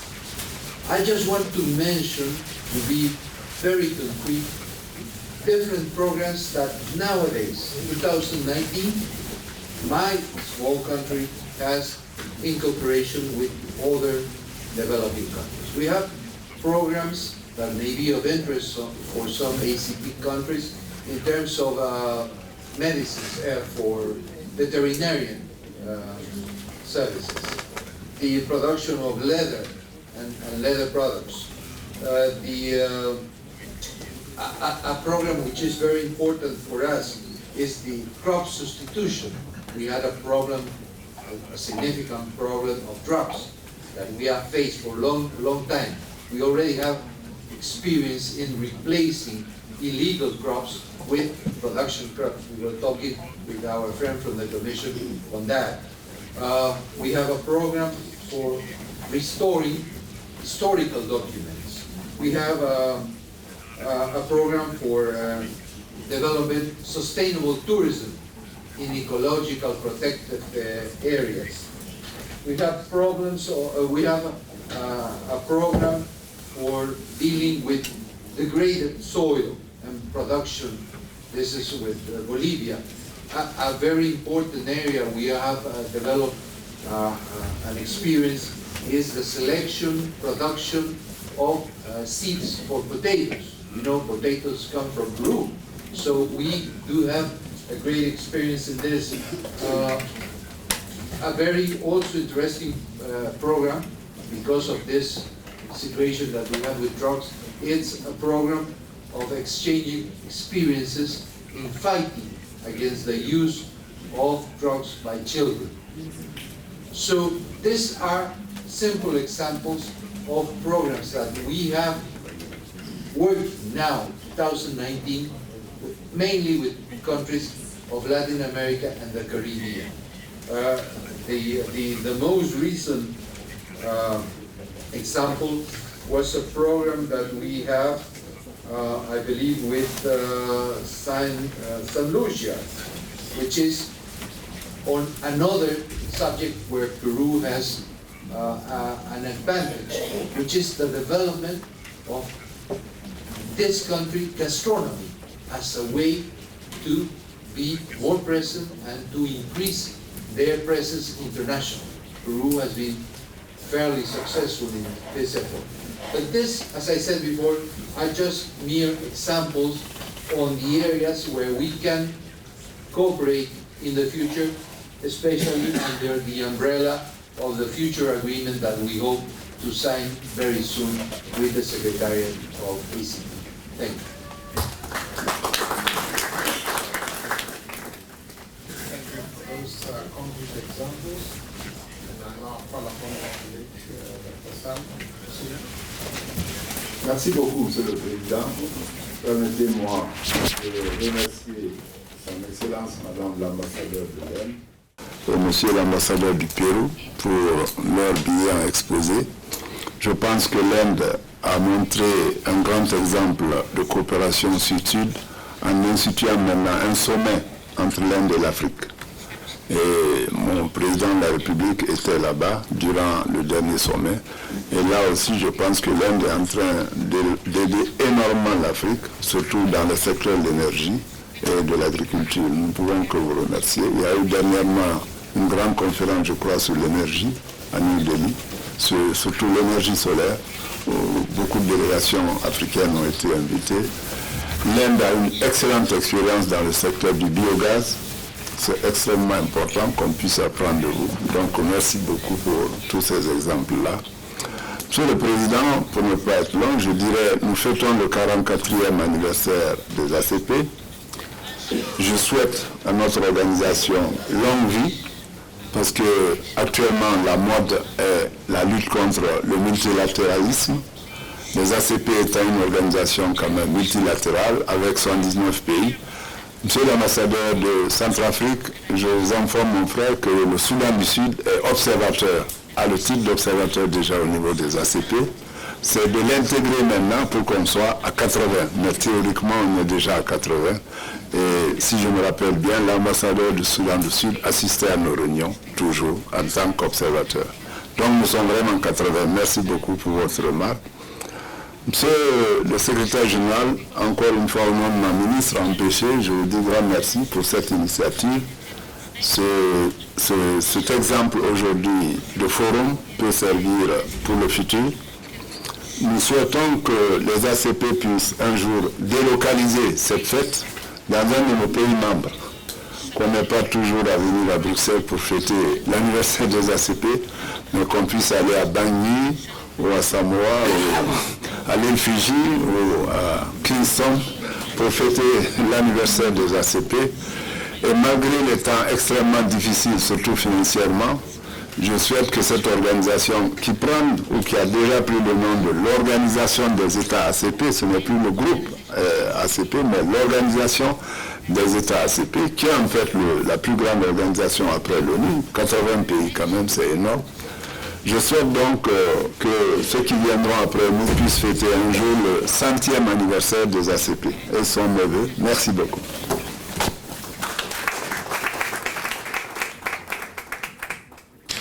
Well, I don't know where I will be when we celebrate the 100th anniversary. Je ne sais pas si nous serons là pour le 100e anniversaire, mais bien sûr, d'autres seront présents, pour sûr. À présent, donner la parole à notre invité d'honneur, Madame l'ambassadeur de l'Inde.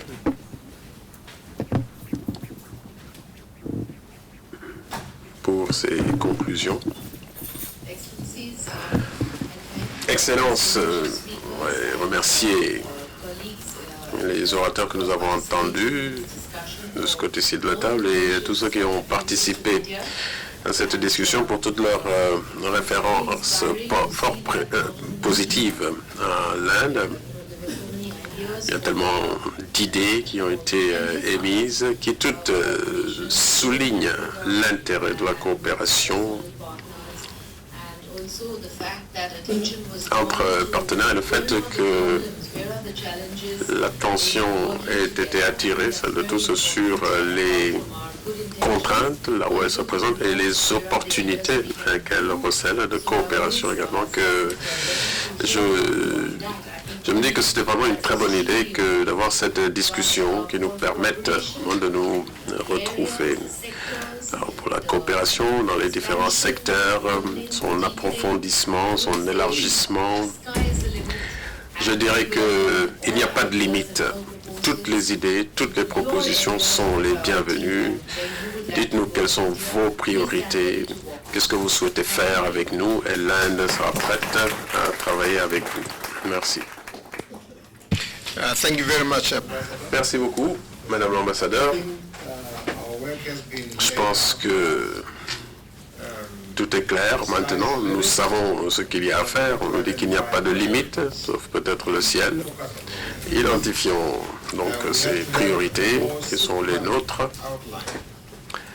Faisons-le d'une manière systématique pour savoir ce que cette coopération sud-sud et triangulaire peut signifier pour le nouveau groupe des ACP. Il y a tant et tant d'opportunités à saisir. Je pense que le potentiel de coopération sud-sud et triangulaire est évident, notamment à travers nos programmes intra-ACP. Mais il faut bien le dire, jusqu'à maintenant, ces opportunités n'ont pas été saisies parce que, reconnaissons-le, ces projets, nous les avons confiés jusqu'à maintenant aux Nations Unies ou à d'autres organisations, au lieu de les mener nous-mêmes. Et donc, ces ressources, parce que nous avons quand même un cadre qui est très prometteur. Il y en a très peu du type de celui que nous avons ici, mais au lieu profiter de manière maximale. Eh bien, que se passe-t-il? Tous ces projets, tous porteurs forts de coopération sud-sud et triangulaire sont confiés à la FAO, à l'UNESCO. Et ce sont des fonds qui viennent du Fonds européen de développement et qui se retrouvent ainsi utilisés par d'autres. Nous n'avons pas pleinement saisi les opportunités que nous offrent les avantages comparatifs de nos pays. Dans ma propre région, l'Afrique australe, Maurice excelle dans certains domaines. Est-ce que nous en profitons vraiment les uns et les autres? Parce que nous ne faisons pas grand-chose bilatéralement. Mais grâce à la coopération triangulaire, les ressources peuvent être mises à disposition. Et avec le bon échange de capacités, d'expertise, de connaissances, vous verrez que les échanges entre nos pays s'en trouveront amplifiés. Il y a très peu d'échanges commerciaux entre nos pays. Faute de connaissance de nos marchés respectifs, je pense que chaque fois qu'il y a un programme qui est lancé dans un pays donné, il est une source d'opportunité pour d'autres. Il suffit simplement de faire le travail qu'il faut pour cela.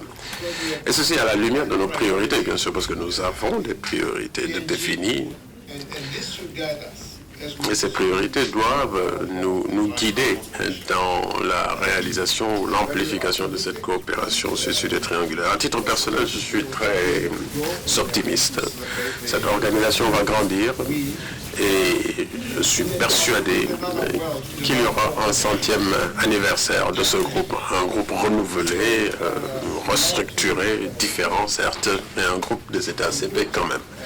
Voilà, je pourrais conclure, mais je pense qu'il y a un certain nombre des annonces qui doivent être faites.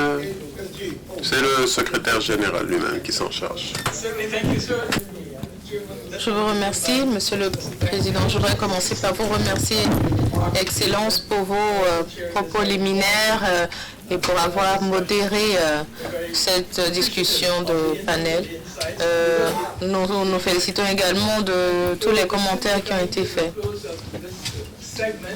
Nous arrivons à la fin de cette partie de notre célébration. Il y aura une deuxième partie cet après-midi. Je voudrais remercier tout particulièrement la chorale du personnel ACP.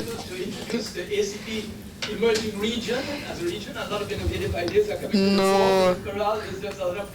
avons eu des agents qui se sont portés volontaires et que nous félicitons. It is the first time that we've had it sound. Et c'est une première.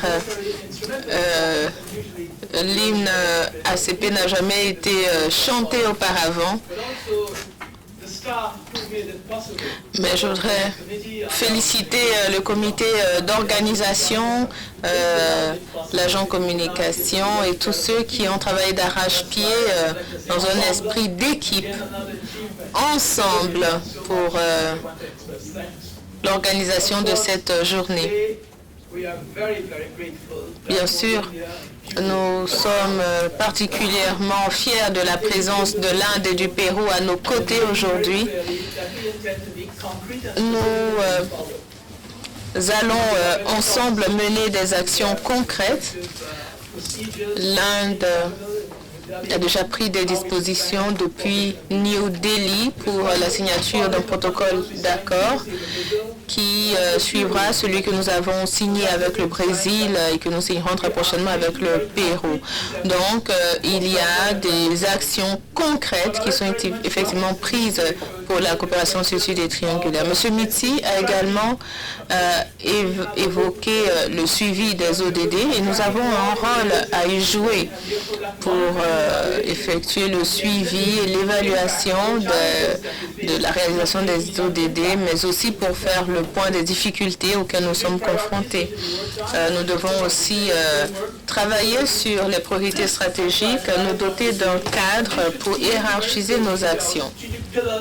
Cela cadre bien avec nos piliers stratégiques dans le cadre de notre négociation d'un nouvel accord avec l'Union européenne, dans lequel nous accorderons la priorité à l'industrialisation et à l'innovation. Donc, je pense que tout est clair, les possibilités sont inouïes. Enfin, je voudrais vous remercier tous pour votre présence et un déjeuner nous est offert par le gouvernement indien au cours duquel nous aurons également un interlude culturel. Donc, je vous remercie et bon appétit.